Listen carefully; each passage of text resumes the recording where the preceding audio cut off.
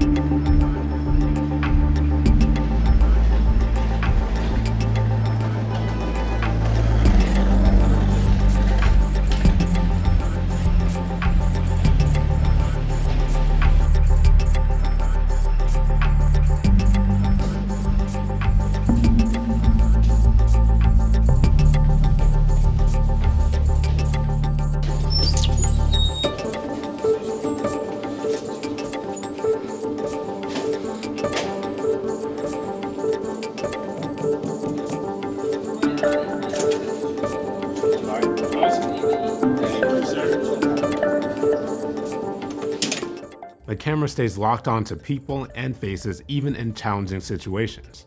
More importantly, the camera doesn't hunt, so even in the scenarios where it did lose focus, it isn't jarring as it finds its way back to focus. We also compared the performance between a native Panasonic, a Sigma L mount, and adapted Sigma EF lens and found the results to be consistent across the board.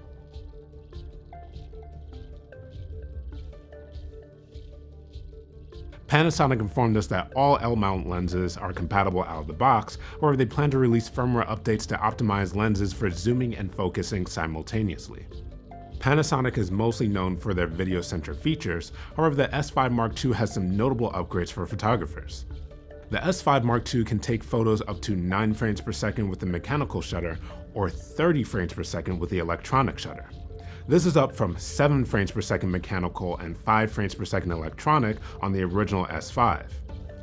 The buffer has also seen a significant increase from 24 RAW plus JPEG images to 200 RAW plus JPEG images. At first glance, the S5 Mark II's 300 image buffer for JPEGs may seem like a step back from 999 on the original S5, but don't forget that the Mark II is capable of shooting photos over 4 times faster in the electronic shutter mode, so the Mark II will fill the buffer a lot faster. In addition to shooting at higher speeds, the S5 Mark II also features rolling shutter suppression. Even when shooting at 30 frames per second, the camera corrects images to reduce the chance of straight objects looking curved. High resolution mode makes a return using the camera's image stabilization to take 8 images and stitch them together to make a 96 megapixel file. Not only is Panasonic capable of producing this in both JPEG and RAW, but the entire process is completed in camera. No computer software needed. Panasonic's image stabilization mode has also received an upgrade. The new system is called Active Image Stabilization. Active Image Stabilization expands on the company's 5-axis image stabilization to provide even more stable shots for both photography and video. In photography mode, it provides up to 6.5 stops of image stabilization, and in video mode, it's approximately 200% more stable than the original S5. It wouldn't be a true prosumer Panasonic mirrorless camera unless it had some strong video recording specs. The S5 Mark II can record 10-bit open gate, 17:9, and 16:9 6K video up to 30p, 10-bit 422 UHD and Cinema 4K up to 30p with a full center width, or up to 60p with a Super 35 crop. The camera is also capable of 10-bit 422 anamorphic 3.3K recording up to 50p with a Super 35mm crop, and for the slow motion recording options, the S5 Mark II can record slow motion up to 120 frames per second in 10-bit 422 Full HD with autofocus, or up to 180 frames per second in 10-bit 420 Full HD without autofocus. One of the biggest upgrades for the S5 Mark II is the ability to record indefinitely in any resolution or frame rate. The S5 Mark II features a fan for active cooling, making it possible for the camera to manage heat while recording at higher resolutions and frame rates. Air enters the camera through the intake vent located underneath the LUMIX logo and exits the sides by the focus plane mark, but the camera's sensitive electronic components are isolated to preserve the camera's dust and splash resistance. If you're concerned about noise, you can turn the fan off, but that means the camera will turn off to protect itself when the temperature gets too hot. By default, thermal management is set to standard. To enable unlimited recording, you'll need to make sure the fan is on and thermal management is set to high. The S5 Mark II has also received a boost in audio recording. The camera can record 2 channels of 24-bit audio via the 3.5mm jack, or up to 4 channels when paired with a DMW XLR1. One of the interesting new features for the S5 Mark II is the option to embed LUTs into your photos and videos. Panasonic's website features 35 free LUTs available for download. The camera can store up to 10 LUTs for a variety of different looks right out of the camera. For filmmakers who are accustomed to shooting log, this may seem counterproductive. After all, Panasonic also makes the same LUTs available for use in any professional video editing software. But for people who don't have the time or skills to color grade in professional photo or video software, it allows them to use LUTs as picture profiles. Despite all the performance upgrades and new features, the S5 Mark II is still a small full-frame camera, measuring 5.2 by 4 by 3.5 inches and weighing 1.55 pounds. The S5 Mark II is only slightly larger and heavier than the original S5. In the hand, it doesn't feel any different from the original S5, but it is just large enough that cages designed for the original S5 will not fit the Mark II. Thankfully, owners who choose to upgrade to the S5 Mark II will still be able to use the same batteries. Photographers will appreciate the dual ultra high-speed 2 card slots, video shooters will appreciate the full-sized HDMI port, and all shooters will appreciate support for USB-C power delivery. No need for proprietary cables or adapters, just plug the camera into any power bank or AC power source that meets the specs for USB-C power delivery and you're all set. The S5 Mark II is a great upgrade for photographers or beginners in videography. But if you were hoping for some of the high-end video features that are available in the GH6, Panasonic is also releasing a special edition version of the camera called the S5 Mark II X. The X variant adds all intra and ProRes recording codecs, external recording directly to an SSD, 10-bit 422 options for all frame rates and resolutions below 5.8K, wired and wireless IP streaming, and pre-installed raw output license.